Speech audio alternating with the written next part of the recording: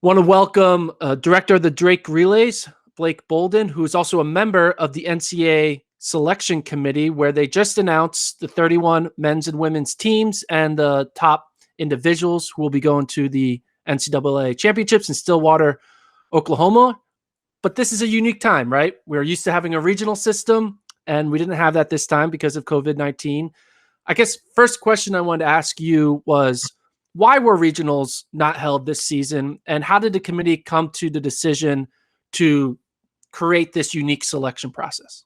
Yeah, so the decision about hosting regionals and the format for nationals wasn't actually a sport-specific decision. It was based on the NCAA mandate that all fall sports that were rescheduled to the spring had a reduction in their championship size.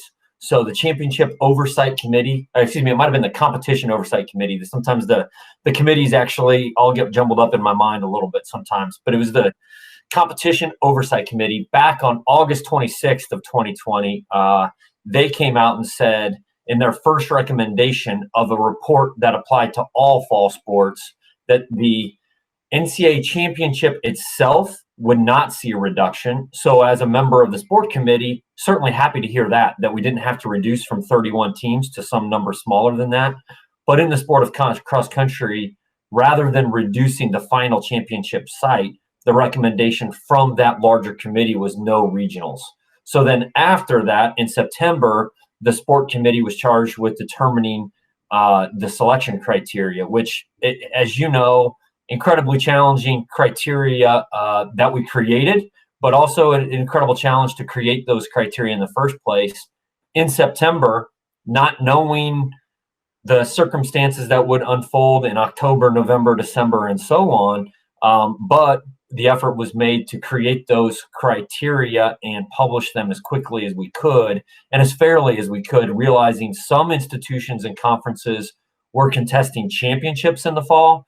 Others were not and had not yet made a determination. So there were so many factors at play. The committee understood at that moment in time, the simpler the better, with an emphasis on the cross-country championships at the conference level. So when we look at once you guys made the announcement for the selection criteria, just to give our viewers a quick recap of what it is, all teams were to be considered how to compete at least once during the season, and conference championship performance was going to be weighted most. That's what the verbiage you guys used. Yep. I guess my first question is, how did the committee interpret the phrase weighted most?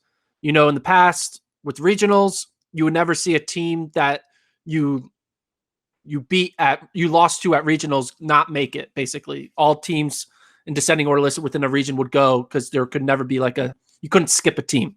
So how did your committee analyze weighted most with a conference championship? Yeah, and Gordon, that's a terrific question.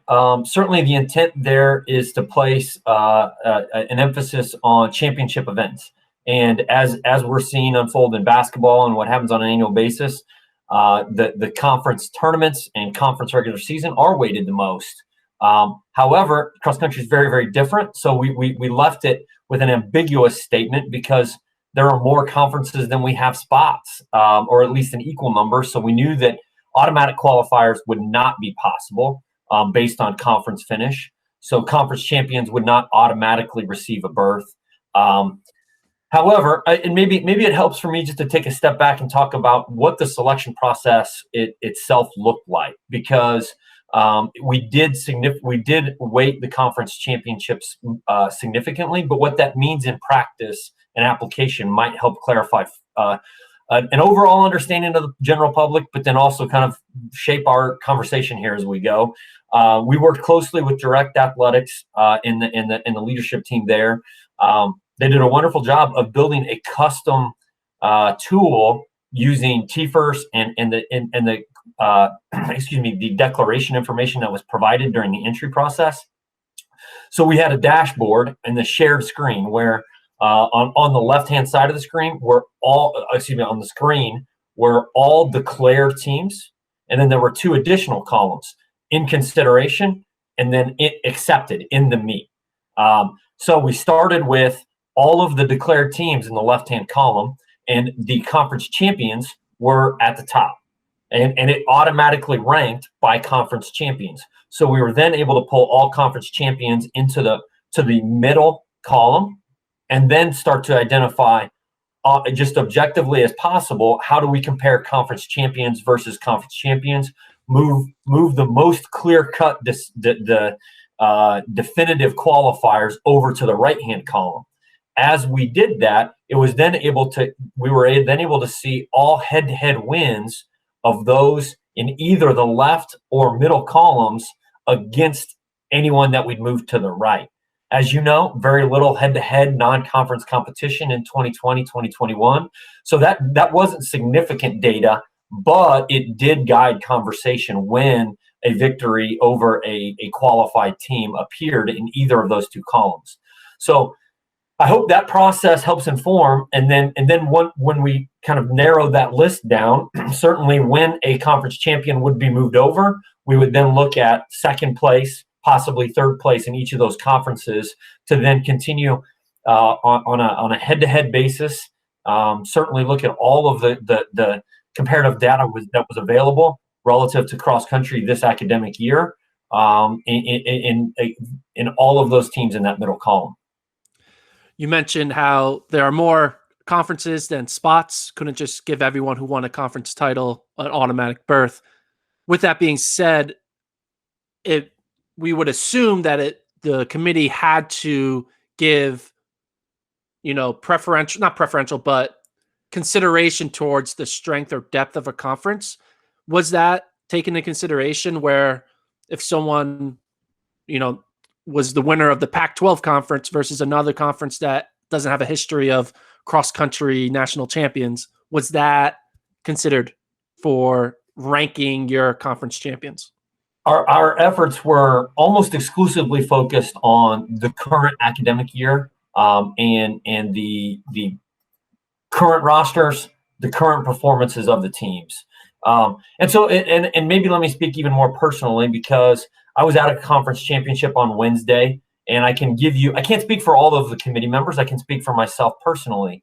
And I will say we started the selection yesterday. It was an 8-hour process with heavy deliberation and sometimes very impassioned arguments from one committee member to another and back and forth throughout the process.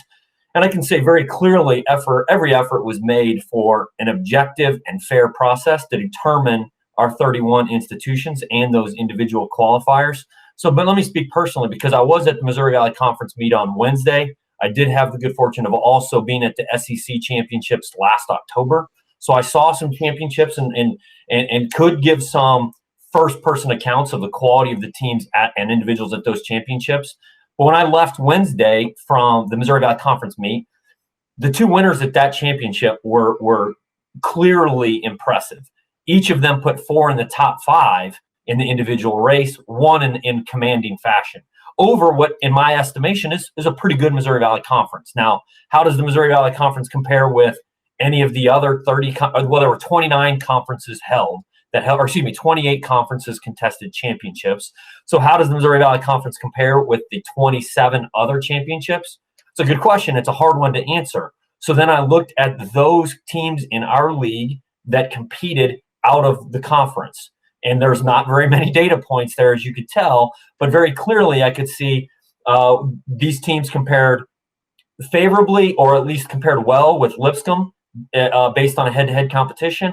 Looked at what Butler did that same day. Then also, and this is both men and women, Loyola on our women's side, Illinois State on the men's side. But then I looked at other common opponents where Lipscomb competed against Liberty on the women's side or others. And then you look at realizing it's a very limited data set to examine the pathway for each conference champion and what that season meant for their own student athletes. That was the same diligence that we examined every conference champion in the country. So it's an almost impossible task. And at the end of the day, we did take it incredibly serious, because to me, it's a life-changing decision that some student athletes are going to have the opportunity to experience a championship for the first and maybe only time. And then there are others who won't have that experience. So it wasn't lightheartedly or haphazardly that we went through that process. Were was like last year's NCAA finish or this year's indoor 5K or 3K marks, or even like the coaches poll taken into consideration when trying to create more data points?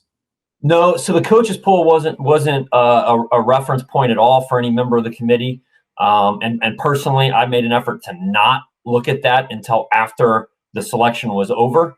And the indoor track and field marks from TFERS were not examined even for the individuals, realizing that is an entirely separate championship that will be contested days prior. So that data was not there. Several committee members, and myself included, would reference past, whether as you've asked already, the quality of a conference or their place finish from previous seasons. But then the NCAA staff that were present on the call reminded us every time that would come up. And it was a half a dozen times over 8 hours that they would remind us that was not our selection criteria. That was not the purpose of our conversation. And it was a healthy dialogue. And so while it's not possible to remove those thoughts from your mind, they were not part of the selection conversation or criteria. There were some unique circumstances for some notable teams out there, specifically University of Michigan, perennial cross-country school that wasn't able to compete at their Big Ten championship out of their own control due to COVID-19. How did you handle a team like Michigan and even a team like Navy, who also wasn't able to compete at their conference championship due to COVID protocols? So basically a team that ran a regular season but didn't really have a conference championship data point. Yeah, you are speaking to the heart of the challenges that the committee faced.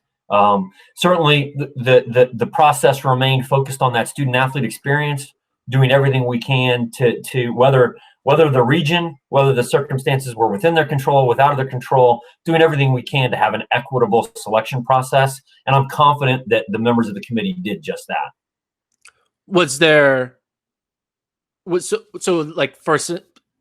How do you measure a one race data point, right? Where was there anything that you had to do? Because, from the outside, Michigan men and women both went to the same meet. The Michigan women didn't really race anyone of stature and had an easier perfect score versus Michigan went up against Syracuse, which ended up to make the meet. Was there a little bit of a catch-22 for Michigan men, where if they wouldn't have raced a Syracuse, if they would have raced a lesser opponent, they could have, in the eyes of the committee, looked a little stronger? Gordon, you've got the right questions, and that's a hypothetical, certainly.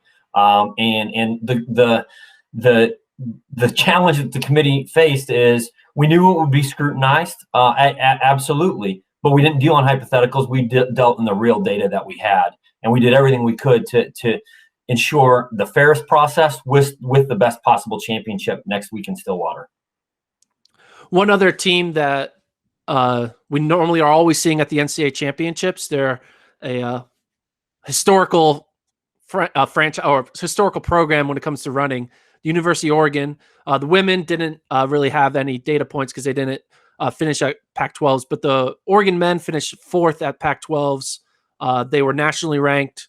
We've seen what they were doing on the indoor scene. What was the justification for the Oregon men not being selected? Yeah, it's my understanding that Oregon is placing a significant emphasis on the indoor championships, and I'd encourage you, Gordon, to reach out to the staff at Oregon to really provide clarity on their plans. And again, we focused on those that are declared and those with a primary emphasis on the conference champions, both in team and individuals. In general, what was the toughest decision? Like, where did the whole, I'm sure at the beginning it was easy. Hey, BYU, you're going to NCAAs. NAU, you're going to NCAAs. But eventually, when we get down to those 25 to 31 tier, it got a little harder. What in general was the toughest decision for you guys? I think you've hit the process. I mean, you understand when I've laid out and that's why I try to be as transparent as possible. There have been times where I've been left out of a championship in which I felt very strongly I belonged there. And so I understand those student athletes that are on the outside looking in this spring on this championship and the heartache that they feel. I felt it in my past as an athlete and as a coach.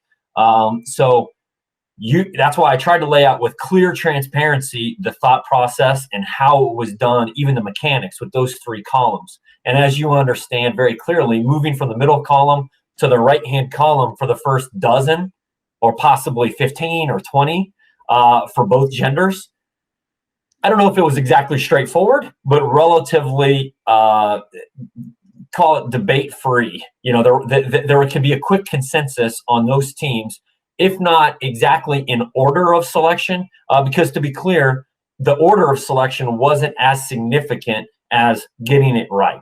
So when we moved those teams to the right-hand column and they would be considered selected, the first dozen or more, a consensus was very easily determined. And then it got very challenging where we could identify, so then we get in the middle, and at some stage we would evaluate everyone in that column, not to see if they were going right, but to see who went left and was no longer in consideration. So then we could get to some point where there was a clear consensus on who went right. And then we get to the middle column where we had, somewhere between 35 and 40 teams and under total consideration. And that's where conversations got very heated and very deliberate, comparing team to team. And as you've indicated very clearly, there are some times in which a body of work might feel like we're comparing an apple to an orange. And the challenges were immense, but ultimately we're thrilled that we are hosting a championship, and we're glad. One thing, the pandemic has changed a lot in our lives. One thing it hasn't changed is the passion and enthusiasm for the coaches in the NCAA. They're ready, and no doubt we'll have world-class. The NCAA cross-country meet every year is among the best foot races in the world, and there's no doubt that we'll see that a week from now in Stillwater. One last question. Because of this unique situation, we had a unique selection process. We had individual champions at every conference get an automatic berth, which basically has turned the meet into a little more, it has a little diverse school presence, because there's going to be schools that are going to represent an athlete for the first time in their program history. Do you believe, or is there any talk within the committee that aspects of this selection process might be carried on forward, giving more weight to a conference championship? If an athlete may not be top 4 in their region, but they could win their conference champion. That's an interesting concept. I think the one thing that this, just to be very candid, one thing that this process reaffirmed for everyone on the selection committee was the way we do it in an annual basis is pretty good. Because I think that if we were to take a vote on if we should do it again the way we just did, it would be unanimous opposition to having to go through an 8-hour day of deliberation and debate. And also, to be clear, that wasn't the first time we'd had the conversation. There were several mock selections because, as I said, the tool that we used was custom built, never before used. And how we could identify conference champions and to really speak to where it was weighted and how it was weighted, the number of points that they won by or lost by for every criteria at their conference meet. Time was not a factor that we examined. You didn't ask that specifically, but to those coaches and athletes and fans that are wondering, if there were course-to-course comparisons based on time, that was set aside entirely. We really tried to use the data that we had in front of us based on the criteria that were communicated. And again, the consensus, without talking about what we would apply from this process to the future, I think the consensus first and foremost is that we just don't want to have to do it this way again. Yeah. Well, we all want a sense of normalcy. Hopefully 2021's cross-country championship is normal, and we get through the summer and the spring in a strong and healthy way. Blake, I really appreciate you taking the time to talk with us into our community. Really gives us an inside look of what was going on in that 8-hour war room. Thank you for your time, and I really appreciate the insight. Yeah, absolutely. Thanks for all your coverage, and best of luck to all those teams and coaches that are competing next week.